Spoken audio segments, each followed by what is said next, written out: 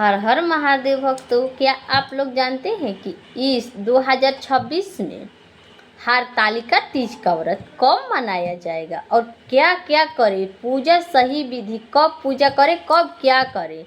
तो माँ महादेव जी और माँ पार्वती अखंड सौभाग्यवती का वरदान देंगी। कैसे पूजा मतलब प्रारंभ करें, नया मतलब व्रत उठाएं, क्या चढ़ाएं क्या न चढ़ाएं, कैसे महादेव जी और माँ पार्वती का आशीर्वाद हमें मिलेगा, कैसे क्या करना है, सब विधि आपको इस छोटी सी वीडियो में जानकारी मिलेगी कि कब है, किस दिन है। तो बने रहिएगा आप लोग इस वीडियो में, वीडियो को स्किप मत करिएगा वरना आप एक दो बात मिस कर जाएंगे। तो सबसे पहले शुरुआत करते हैं कि 2026 में आने वाला जो है हरतालिका तीज व्रत वो है 14 सितंबर को। आप लोग अच्छे से एक दिन पहले ही 13 सितंबर को ही अपने बाल वगैरह धो लीजिएगा। और धो करके कहा जाता है कि व्रत के दिन, हम लोग तो व्रत के दिन बाल नहीं धोते, आप लोग देख लीजिएगा, न धोएं तो अच्छा बेहतर रहेगा। उस दिन तो हम साबुन सोडा का यूज भी नहीं करते हैं, अच्छे से एकदम सात्विक जीवन में उस दिन रहते हैं अच्छे से।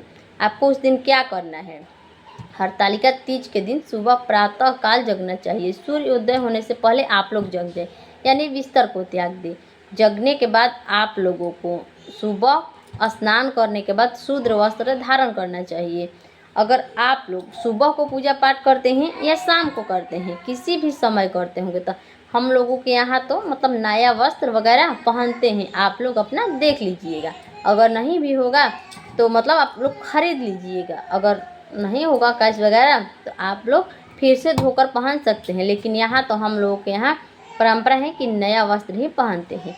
तो आप लोग ये वीडियो पहले मैं डाल रही हूँ कि आप लोग पहले से ही सारी तैयारियाँ कर लीजिएगा। सबसे पहले मार्केट जा कर के आप लोगों को क्या शॉपिंग करना है। आप लोग लहठी पहनती हैं तो लहठी, चूड़ी वगैरह, सुहाग की 16 सुहाग की सामग्री आपको उस दिन अवश्य धारण करनी है। स्वयं इतना मतलब रेडी होना है, तभी महादेव जी और माँ पार्वती को पूजन करना है सही विधि से। अगर आप लोगों के घर में कथाएं होती है तो अवश्य सुनिएगा। हम लोग तो पंडित जी के द्वारा सुनते हैं। दो दो सामग्री लेते हैं सुहाग की, एक पंडित जी को दे देते हैं और एक अपने लिए, जो माँ पार्वती को और महादेव जी को पूजन के समय सुहाग की सारी सामग्री चढ़ाई जाती है। जितना आपसे बन पड़े, सुहाग की अनेक चीज़ें होती हैं, सब आपको चढ़ाने होते हैं। और क्या करना होता है, बाद में उनको यूज करना होता है, खुद अपने लिए रख लीजिएगा। सबसे पहले तो किस कलर का मतलब वस्त्र खरीदे, लाल या पीला आप लोग खरीद सकते हैं। खरीदने के बाद क्या करना है, आप अपना ब्लाउज वगैरह पेटीकोट बनवा लीजिएगा। बनवाने के बाद अगर आप लोग लहठी पहनती है तो लहठी, या चूड़ी खरीदती है तो आप लोग चूड़ी वगैरह बाला वाला जो होता है, आप सब लोग सुहाग की चीज़ें खरीद लीजिएगा। बिंदी भी और मतलब नेल पॉलिश वगैरह, महावर वगैरह सब कुछ खरीद लीजिएगा। खरीदने के बाद उस दिन विधि विधान से, उस दिन तो पार्थिव शिवलिंग बनाकर भी पूजन किया जा सकता है। अगर आपके घर में महादेव जी और माँ पार्वती की मतलब कोई चित्र वगैरह है तो अच्छे से कहीं आसन लगा करके अच्छे से रखिए और पूजा पाठ करिए। और एक छोटा सा मतलब उसमें गणेश जी हैं मतलब तो ठीक है, नहीं तो एक छोटा सा अपने मिट्टी से गणेश जी बना लीजिए। गणेश जी को पहले गणेश जी को पूजा पाठ करिए, फिर माँ पार्वती को, फिर देवों के देव महादेव जी को पूजा पाठ करते समय आपको इन बातों का ध्यान रखना है कि जो आपके मतलब समर्थ के अनुसार है, जो आप महादेव जी को चढ़ा रहे हैं, तो ठीक है, आपके मन में श्रद्धा भाव होना चाहिए कि कैसे मतलब हम पूजा पाठ क्या चढ़ा रहे हैं, क्या कर रहे हैं। तो सब कुछ चढ़ाने के बाद आपको माँ पार्वती से अपने आंचल को ऐसे फैला लेना है। फैलाने के बाद क्या करना है, आप लोगों को क्या करना है, ऐसे फैलाने के बाद माँ पार्वती से अपने अखंड सौभाग्यवती का प्रदान मांगना है। और एकदम श्रद्धा भाव से कि माँ मैं निर्जला का व्रत रखी हूँ, हरतालिका तीज का, मेरे पति का लंबा मतलब आयु का वरदान दीजिए और सब हमारे घर में सुख समृद्धि वैभव बना रहे। सब चीज़ की मनोकामना मतलब मांग लीजिए और प्रणाम करिए। उस दिन यह मान्यता है कि जो आपके सिंदूरा होता है, तो सिंदूरे के क्या करना होता है, सबसे पहले उसको अच्छे से कपड़े से अपना आंचल से पोंछ लीजिए।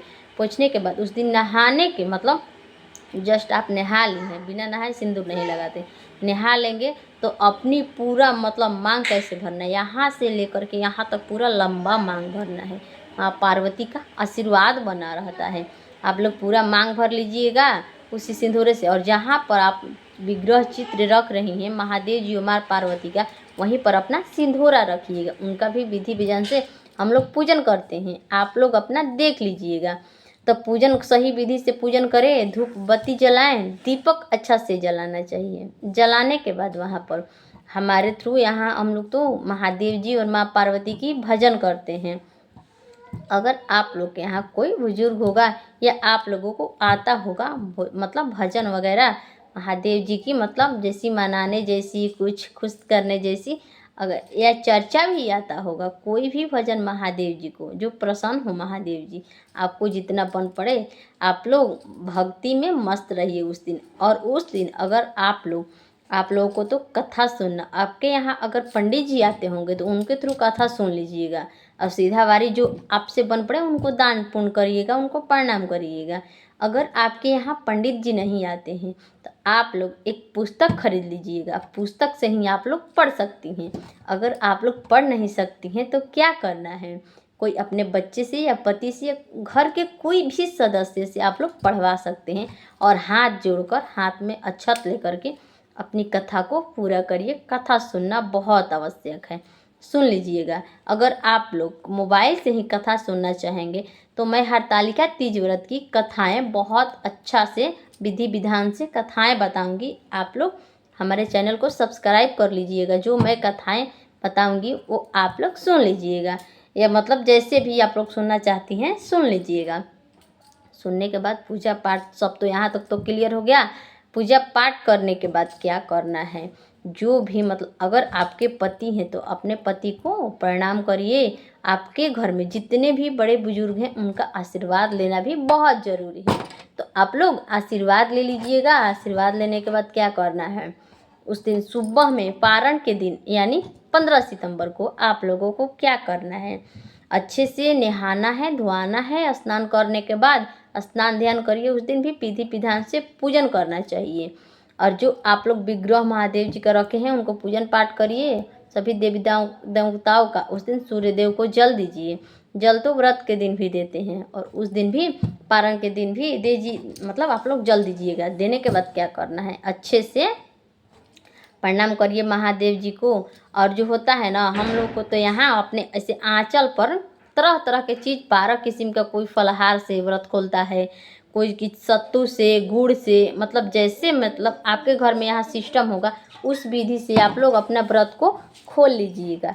खोलने के बाद जो अगर आपके पास आपके पति हैं तो उनसे ही आप लोग मतलब पानी वगैरह जो फलाहार है वो खा लीजिएगा, जो महादेव जी और माँ पार्वती को अर्पित किए थे।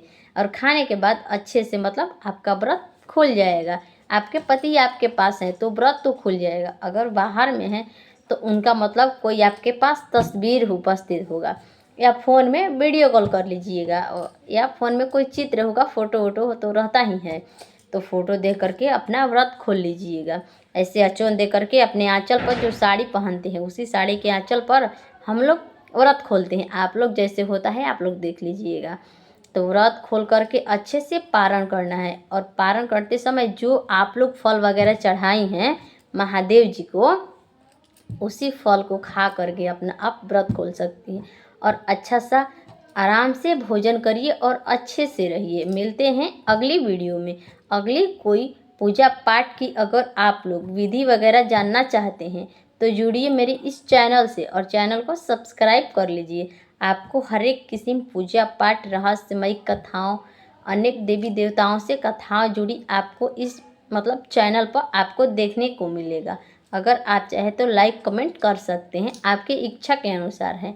तब तक हर हर महादेव।